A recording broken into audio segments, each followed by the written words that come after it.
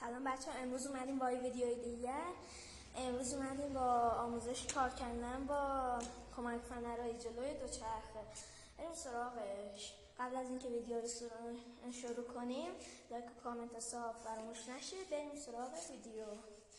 خب الان این دکمه‌ای که اینجا میبینید بعضیاشون روی فرمونشونه، این گوشی فرمونه. حالا ما روی خود کمک فنره.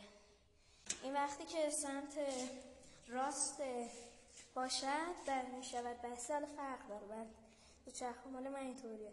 وقتی که سمت بالا باشد بالا. الان من خب براتون شاید سوال باشه که این پیچ اینجا چیه.